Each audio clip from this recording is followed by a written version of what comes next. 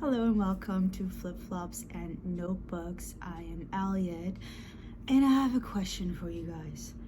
Have you ever read a book that made your brain itch in frustration? I know it's a weird question, but that's exactly what happened with me when I was reading A Forgery of Roses by Jessica S. Olson. I was so at the end of my patience, I was ready to scream at the book. Let's find out why, and let's see if I can make it through this review without pulling out my hair.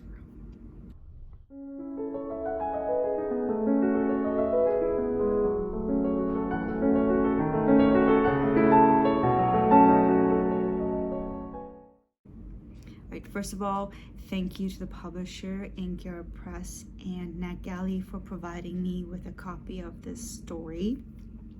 All of my opinions are my own. A little bit of a backstory here. I saw Jessica S. Olsen's first novel, Sing Me Forgotten, listed on NetGalley. I liked the blurb. I was really excited about reading it and I requested it. I was declined and I never got a chance to read it.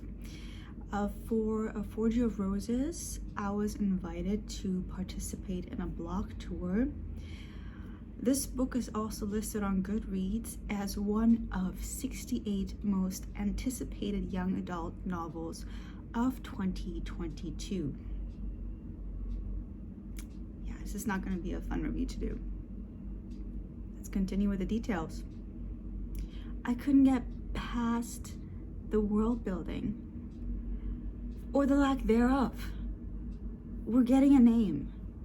The name of the city is listed once. It's mentioned once, and then we're just thrown into oblivion. I mean, what year is it? What time period? Where the heck are we as the reader? We need to have some sort of anchor point to solidify this story, to make it somehow a little bit more easy to grasp, if that makes sense at all. Besides, in what society are people, a population, able to produce plastic but yet think that the best mode of transportation are still horse-drawn carriages? I'm confused. I'm genuinely confused, and at this point I was ready to scream at the book or my e-reader in desperate need of some sort of explanation. Yeah, sure, if this is a story, a fantasy story, historical fiction story, whatever you want to call it, that has both, that has people with the scientific knowledge to produce plastic,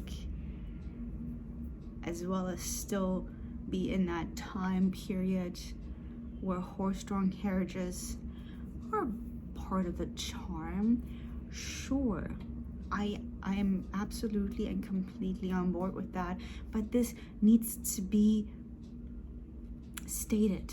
This needs to be made clear so that readers don't grab the e-reader or book white-knuckled like in frustration because, did I miss something?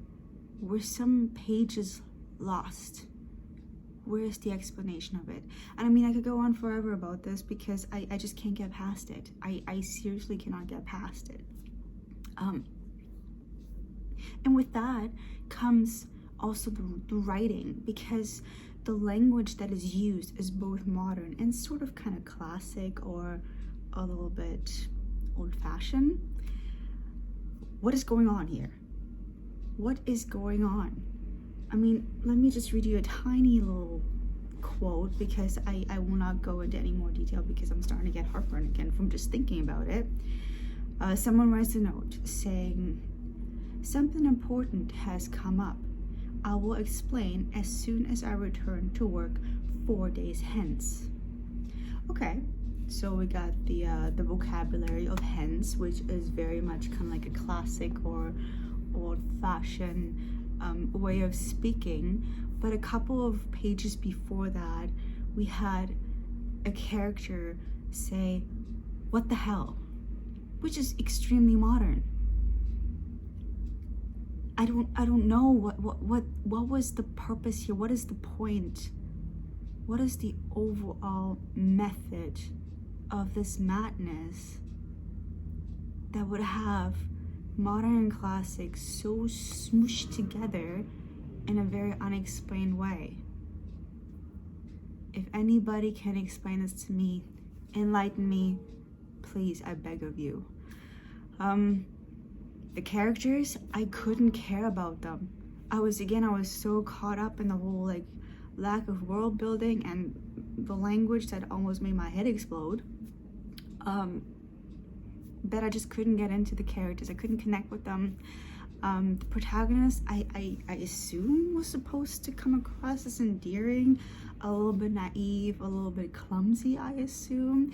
There's this one scene in it that's supposed to be funny, but a funny scene does not take 10 pages to develop. A funny scene is usually like a very kind of quick way of getting to the punchline, so to speak, but having a funny scene drawn out for that long kind of loses its charm, loses its hilarity, the humor. So it's just kind of like, oh, this is just a train wreck in slow motion. There's nothing really funny about it. The plot. Is it fantasy? Is it a fantasy story about forbidden magic? Or is it a bloody murder mystery? I don't know. I don't know what's going on. We got 3 chapters at the beginning that throws the reader into this whole magical scene. Forbidden magic. Oh no, I can't use my magic, but I really want to. It's prickling my fingers, it's prickling my neck. Oh, sure, okay, let's go with that. But then all of a sudden there was possibly a murder to be solved. I don't know. I'm extremely agitated. This was a mess. And I feel really terrible because how was this an anticipated novel? And I'm just sitting there going, did I get the right copy? Was I sent the notes? Is this not the finished product? I don't know. I feel very confused and very, clueless. All right, the verdict. It was the most frustrating story I've read in a long time. Yes, I actually messaged a friend about this. I was like, this is what I'm going through. It almost produced physical pain. I know this isn't an unpopular opinion. It's a hard no for me. That's all I can say. It's a hard no for me. There are plenty other fantasy stories that are lots better than this. I am so sorry. That's enough for me. Of course, I want you guys to read the book yourself because 2 people can read the same book but never the same story. Let's keep this conversation going in the comments. Let me know what you thought about this. And thanks for watching.